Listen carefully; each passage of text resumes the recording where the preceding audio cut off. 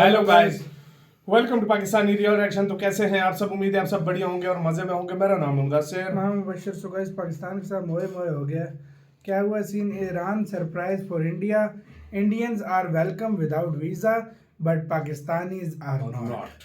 मतलब इंडिया को without visa entry दे दी है। ये हर जगह विदाउट वीजा यार चल रहा है। ईरान ने दे दी है और पता नहीं कौन कौन से और पाकिस्तानियों को बोला कि तुम लोग अभी भी वीज़े के बगैर नहीं आ सकते। तुम इस काबिल नहीं हो। हमारी ये इज्जत है पूरी दुनिया में। सही सी जो बात है, हमारा पड़ोसी अलग है, हमें नहीं जी। काउंट ऑन करते हैं return and start world affairs का वीडियो। नमस्कार and I welcome you all to world affairs. मैं प्रशांत धवन। नाउ ऑनेस्टली मुझे उम्मीद थी नहीं कि ये दिन देखने को मिलेगा। ईरान जो एक पाकिस्तान का आप कह सकते हैं फ्रेंडली कंट्री है, दोनों कंट्रीज की बॉर्डर है साथ में, मगर तब भी ईरान ये कहेगा कि इंडियंस के लिए हम डिक्लेयर करते हैं वीज़ा फ्री एंट्री। मतलब कि इंडियंस अब ईरान में आ सकते हैं बिना किसी वीज़ा के। ये ऑफ कोर्स ये लोग कर रहे हैं ताकि ज़्यादा इंडियन टूरिस्ट ईरान में आ सके। Where at the same time Iran ने ये सुविधा पाकिस्तान को प्रोवाइड नहीं करी है। पाकिस्तानी को आज भी लाइन में लगना होगा, वीज़ा के लिए अप्लाई करना होगा, तभी ईरान में ये एंट्री कर पाएंगे। It is quite surprising. और इंडियन पर्सपेक्टिव से आप अगर देखो तो लगातार भारत का पासपोर्ट मजबूत हो रहा है। ये 5वां देश है रिसेंट टाइम्स में, मोस्ट रिसेंटली अगर मैं बात करूं, जिसने ये कहा है कि इंडियन सीधा एंट्री कर सकते हैं बिना किसी वीज़ा के। इससे पहले आप अगर देखो तो मलेशिया, श्रीलंका, थाईलैंड और वियतनाम, ये सभी एशियन कंट्रीज इंडियंस को कह चुके हैं कि आप वीज़ा फ्री हमारे देश में आ सकते हैं। ईरान अब 5वां देश बन चुका है। रशिया के साथ देखिए अभी बातचीत चल रही है। मेरा मानना यह है कि फ्यूचर में पॉसिबिलिटी है कि अगर इंडिया और रशिया के बीच में समझौते हो जाते हैं, बातचीत हो जाती है, तो बिल्कुल मेरे हिसाब से इंडियंस रशिया जा पाएंगे बिना वीज़ा के। इसमें टाइम लगेगा बट डेफिनेटली इस पर बातचीत चल रही है।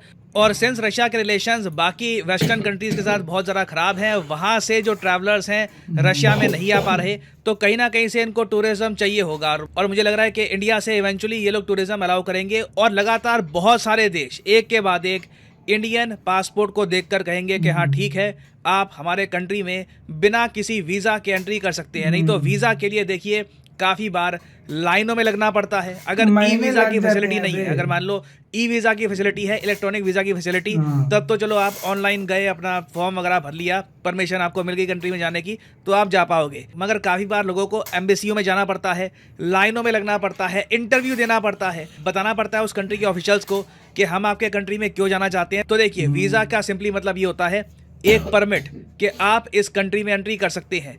तो ईरान तो ये कह रहा है इंडिया को कि इस परमिट की ज़रूरत नहीं है, सीधा हमारे देश में यू आर वेलकम।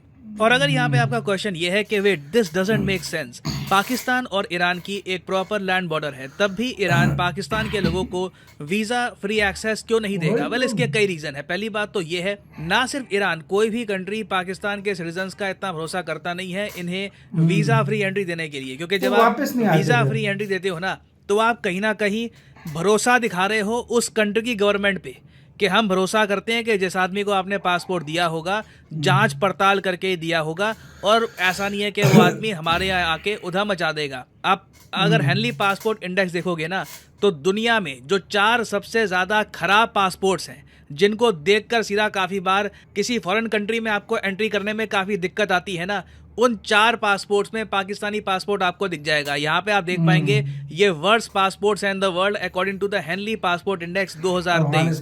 लास्ट में ऑफ कोर्स अफगानिस्तान है, फिर सीरिया आपको मिलेगा फॉर ऑब्वियस रीजंस, वहाँ पे रिसेंटली आईएसआईएस का काफ़ी इशू था, इराक में भी सेम केस है, फिर सीधा पाकिस्तान है। अजीब बात देखिए, यमन यमन जहाँ पे हूती रिबेल्स का इशू है, एक बहुत ही बड़ा पार्ट है यमन का जो इनकी गवर्नमेंट के कंट्रोल में भी नहीं है। वहाँ पे हूती रिबेल्स हैं जो काफी बार इजराइल की शिप को अटैक कर देते हैं। अभी रिसेंटली इंडिया की एक शिप है, ऑलमोस्ट उसको हिट कर ही दिया था। ऐसा देश यमन भी पाकिस्तान के आपको ऊपर मिलेगा। सोमालिया एक ऐसा कंट्री जो पायरेट्स के लिए मशहूर है, यहाँ पे बहुत सारे गैंग्स हैं जो काफी बार हाईजैक कर लेते हैं शिप्स को, ये भी ऊपर आपको मिलेगा पाकिस्तान के। फिलिस्तीन, जी हाँ, फिलिस्तीन जिसका एक बहुत बड़ा हिस्सा इजराइल कब्जा चुका है, आधा गाजा आज के समय इजराइल के पास है। फिलिस्तीन भी आपको पाकिस्तान के ऊपर मिलेगा। इवन नॉर्थ कोरिया के पासपोर्ट की जो वैल्यू है ये आज के समय ज़्यादा मानी जाती है compare to the Pakistani passport. उस सब के अलावा अगर हम ईरान और पाकिस्तान के रिलेशंस देखें तो रिसेंटली यूएस प्रेशर के अंडर आके पाकिस्तान ने जो बहुत ही इंपॉर्टेंट एक पाइपलाइन आनी थी from Iran to Pakistan, eventually India में इस पाइपलाइन पर भी काम करना बंद कर दिया। यहाँ पे आप देख पाएंगे Islamabad temporarily halts Iran Pakistan gas pipeline. तो कहीं ना कहीं इसका भी इम्पैक्ट आया होगा जिसकी वजह से ईरान ने पाकिस्तान को ये सुविधा प्रोवाइड नहीं करी है। वेरास ईरान के कंप्लीटली डिफरेंट प्लान्स हैं भारत को लेकर। देखिए इंडिया में टूरिज्म बहुत ज़्यादा बूम कर रहा है, बहुत सारे फॉरेनर्स लगातार हर साल इंडिया में आ रहे हैं, इनकी जो परसेंटेज है बढ़ती जा रही है। But at the same time हम ये भी देख रहे हैं कि अब भारतीय लोग बाहर जाकर छुट्टियां मनाने के लिए बहुत ज़्यादा जा रहे हैं। इंडिया में आप कह लीजिए ये चीज़ नॉर्मलाइज हो गई है, नहीं तो मिडिल क्लास ये सब करती नहीं थी कि लाखों रुपए खर्च दिए यूरोप होकर आ गए या मिडिल ईस्ट होकर आ गए।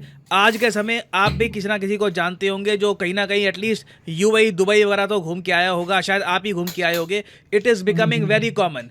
और जो ये फॉरेन टूरिस्ट की जो कॉस्ट है ये भी धीरे धीरे कम हो रही है। और एक एस्टिमेट ये है कि 2030 तक, जो इतना दूर नहीं है, 2024 ऑलमोस्ट स्टार्ट ही हो चुका है, 2030 तक ना इंडियंस $410 बिलियन बाहर के देशों में खर्च के आ जाएंगे टूरिज्म के टाइम में। आप इमेजिन कर सकते हैं 410 बिलियन डॉलर्स। आई मीन अगर हम ग्लोबल स्पेंडर्स की बात करें ना तो इंडियंस चौथे सबसे बड़े ग्लोबल स्पेंडर बनने वाले हैं। आफ्टर यूएस अमेरिकन नंबर 1 पे हैं क्योंकि उनके पास परचेजिंग पावर ज़्यादा है, तो अमेरिकन टूरिस्ट सबसे ज़्यादा खर्चते हैं। फिर नंबर 2 पे चाइना है, नंबर 3 पे जर्मनी और नंबर 4 पे आपको मिलेगा इंडिया। ये जो चेंज है ऑफ कोर्स आपको 2030 में दिखेगा, जो इतना दूर नहीं है। तो ईरान साफ साफ देख पा रहा है कि अगर इंडियंस के मन में ईरान को एक प्रॉपर टूरिस्ट डेस्टिनेशन के रूप में डेवलप करना है तो उस पर काम ये अगर अभी से स्टार्ट करेंगे ना तो 2030 में इनको बेनिफिट मिलेगा। एक देखिए मेरे हिसाब से क्लियरली ईरान ये काम तो कर सकता है कि जो कई इंडियंस हैं ये शादियां करने के लिए टर्की में जाते हैं। रिसेंटली आपको पता होगा पीएम मोदी ने भी इसके बारे में कहा है कि देश के बाहर शादियां मत किया करो, देश के अंदर शादी करो, इकोनॉमी में कंट्रीब्यूशन थोड़ा बहुत होगा। तो अब मान लो कई इंडियंस हैं जिनको जाना ही है, जिनको पड़ी नहीं है कोई कौन क्या कह रहा है, उनको बस बाहर जाना ही है। उनके लिए देखिए टर्की के अलावा ईरान भी एक अच्छा ऑप्शन हो सकता है कल को, छुट्टियों के लिए अच्छा ऑप्शन हो सकता है। बिल्कुल, Iran is a gorgeous country. Iran की आबादी बहुत कम है इनके साइज के हिसाब से। कई कंट्रीज हैं जो बहुत ज़्यादा डेंसली पॉपुलेटेड होती है ना, कि लोग ही इतने सारे हैं वहाँ पर कि आप कह लीजिए नेचर को इतनी जगह मिलती नहीं है वहाँ पे। टूरिज्म के लिए वो जगह इतनी ब्यूटीफुल होती नहीं है। वेरएस ईरान स्केर्सली पॉपुलेटेड है, इनका बहुत सारा रीजन है, वहाँ पे आबादी ना के बराबर है। I am sure a lot of Indians would love to go there and explore this beautiful country. और इसी की तैयारी ईरान यहाँ पे कर रहा है, वीज़ा फ्री एंट्री देकर टू द टूरिस्ट। और इससे पहले, आज से कुछ साल पहले, ईरान ने ये एक एक्सपेरिमेंट भी करके देखा था कि अगर ये वीज़ा की रिक्वायरमेंट हटा देते हैं तो क्या ज़्यादा टूरिस्ट आते हैं। तो देखा गया कि हाँ बिल्कुल ज़्यादा टूरिस्ट बिल्कुल आते हैं। फॉर एग्जाम्पल यहाँ पे आप देख पाएंगे ईरान ने Azerbaijan, Turkey, Armenia, Lebanon, Syria, Oman, इन सब कंट्रीज़ के जो सिटीजन्स हैं इनको कहा कि आप बिल्कुल आइए हमारे देश में, वीज़ा की रिक्वायरमेंट नहीं है। इसकी वजह से जो ओवरऑल टूरिज्म में ग्रोथ थी ईरान के, ये 48.5% देखी गई थी। तो अब इन्होंने टोटल 33 कंट्रीज़ को कह दिया है कि बिल्कुल आप ईरान में आइए, यू आर वेलकम। अब ऑब्वियसली इसमें यूनाइटेड स्टेट्स ऑफ अमेरिका नहीं होगा क्योंकि उनके रिलेशंस ईरान के साथ बहुत ज़्यादा ख़राब है। जर्मनी भी नहीं होगा, उसके अलावा कई यूरोपियन कंट्रीज़ नहीं होंगे।